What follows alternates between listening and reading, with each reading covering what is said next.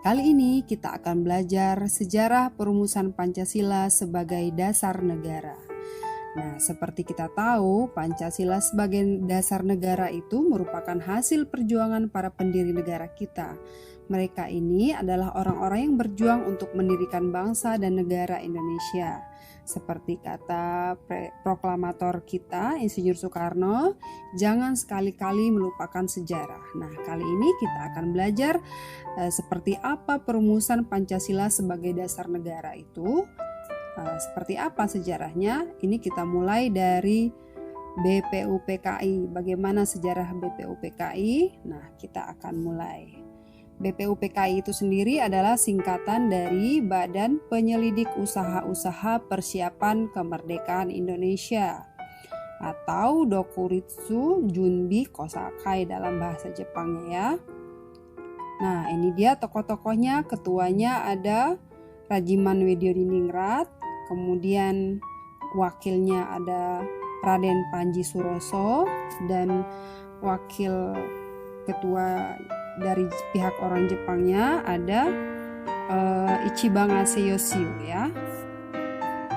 Kemudian apa itu BPUPKI? Nah, BPUPKI itu adalah Badan Penyelidik Usaha-Usaha Persiapan Kemerdekaan.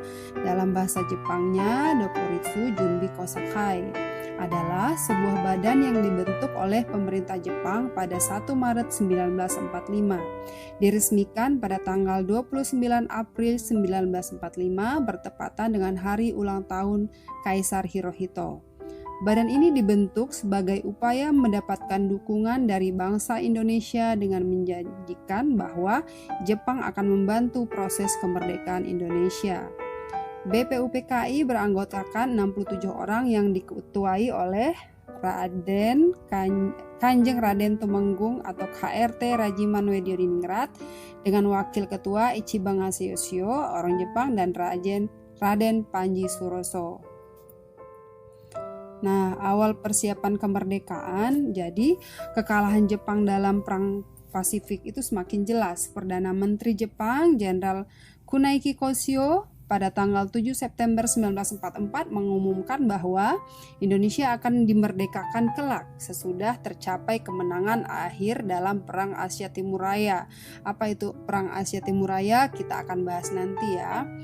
BPUPKI sendiri beranggotakan 67 orang yang terdiri dari 60 orang anggota aktif adalah tokoh utama Pergerakan Nasional Indonesia dari semua daerah dan aliran, serta 7 orang anggota istimewa adalah perwakilan pemerintah pendudukan militer Jepang. Tetapi wakil dari bangsa Jepang ini tidak mempunyai hak suara. Keanggotaan mereka adalah pasif ya, yang artinya mereka hanya hadir dalam sidang BPUPKI sebagai pengamat saja.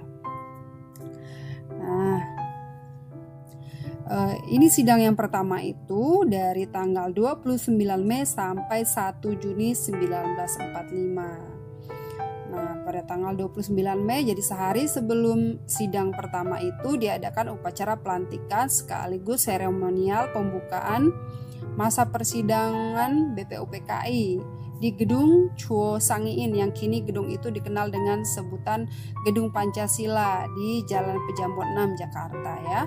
Tujuan sidang pertama ini apa saja? Yaitu untuk membahas bentuk negara Indonesia. Ingat ya, membahas bentuk negara Indonesia, filsafat negara Indonesia merdeka, serta merumuskan dasar negara Indonesia.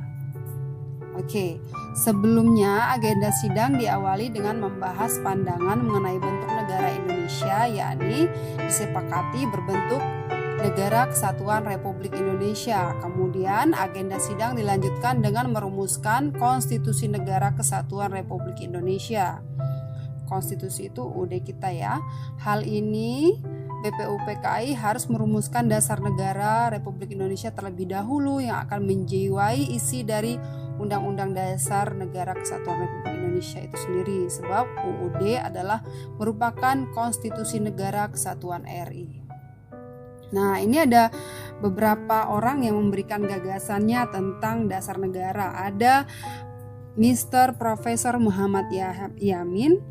Yang pertama, dia memberikan gagasan peri kebangsaan, peri kemanusiaan, peri ketuhanan, peri kerakyatan, dan kesejahteraan rakyat. Kemudian gagasan kedua datang dari Mr. Dr. Supomo. Nah, dasar negara Indonesia merdeka itu menurut dia persatuan, kekeluargaan, keseimbangan lahir batin, musyawarah, dan keadilan sosial.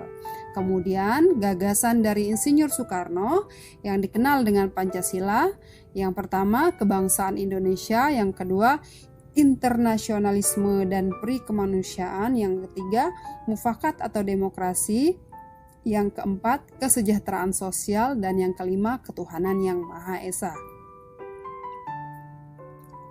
Masa persidangan BPUPKI yang pertama ini dikenang dengan sebutan detik-detik lahirnya Pancasila, dan tanggal 1 Juni ditetapkan dan diperingati sebagai hari lahirnya Pancasila. Pidato dari Insinyur Soekarno sekaligus mengakhiri masa persidangan BPUPKI yang pertama. Nah, dibentuklah Panitia 9 yang diketuai oleh Insinyur Soekarno yang bertugas mengolah usul dari konsep para anggota BPUPKI mengenai dasar negara Republik Indonesia.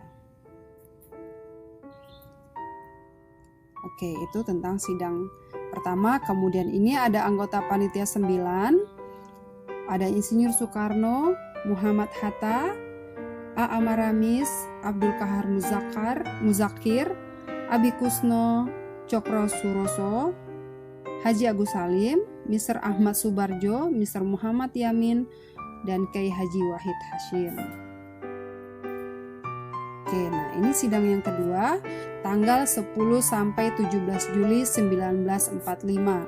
Kalau sidang pertama BPUPKI tadi membahas tentang perumusan dasar negara yakni Pancasila, pada sidang kedua ini ada 6 poin penting yang menjadi agenda sidang. Yang pertama, wilayah negara NKRI, kewarganegaraan Indonesia, rancangan UUD, ekonomi dan keuangan, dan pembelaan negara. Seperti apa hasil sidangnya? Nah, pada tanggal 14 Juli 1945, Insinyur Soekarno menyerahkan hasil kerja Panitia Perancang UUD secara keseluruhan melalui sidang pleno BPUPKI. Dalam laporan yang diserahkan tersebut mencakup 3 masalah pokok, yaitu sebagai berikut. Pernyataan tentang Indonesia Merdeka, pembukaan UUD,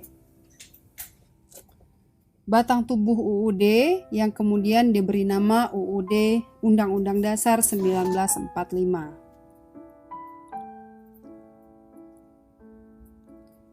Nah, seperti itu sejarah dari BPUPKI. Setelah BPUPKI ini, maka dibentuklah PPKI. Seperti apa? Nah, kita akan bahas di video selanjutnya ya.